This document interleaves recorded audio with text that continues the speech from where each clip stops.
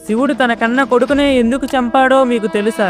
ఒకరోజు శివుడు ధ్యానం చేస్తున్నప్పుడు పార్వతీదేవి అక్కడికి వచ్చి శివుడి రెండు కళ్ళని మూసేస్తుంది. దాంతో లోకం మొత్తం చీకటైపోతుంది. వెంటనే శివుడు ప్రపంచాన్ని రక్షించడానికి తన మూడవ కన్ను తెరుస్తాడు. ఆ మూడో కంటి నుండి వచ్చిన వేడి వల్ల పార్వతీదేవికి చెమటలు వస్తాయి. ఆ చెమట బొట్టు కింద పడి అంధకాసురుడు జన్మిస్తాడు. అప్పుడు రాక్షసుల రాజైన హిరణ్యాక్షుడు శివుడికి తపస్సు చేసి తనకి అంధకాసురుడు కావాలి అని అడుగుతాడు. హిరణ్యాక్షుడి భక్తిని మెచ్చిన శివుడు అంధకాసురుడిని ఇచ్చేస్తాడు. కానీ అంధకాసురుడు పెద్దయ్యాక ఎంతో శక్తివంతంగా మారి దేవతలందరినీ ఓడించి 3 లోకాలకి రాజవుతాడు. ఒక రోజు అంధకాసురుడికి 3 లోకాల్లో అత్యంత అందమైన అమ్మాయిని పెళ్లి చేసుకున్నట్టు కల వస్తుంది. ఆ కలలో కనిపించిన అమ్మాయిని వెతుక్కుంటూ కైలాసానికి వస్తాడు. ఇంతలో అక్కడికి వచ్చిన పార్వతీదేవిని చూసి ఎంతో గర్వంతో ముల్లోకాల్లో నీకంటే అందగత్తెను చూడలేదు రా, నన్ను వివాహం చేసుకొని బలవంత పెడతాడు. ఇంతలో అక్కడికి వచ్చిన శివుడు అంధకాసురుడు పార్వతీదేవిని ఇబ్బంది పెట్టడం చూసి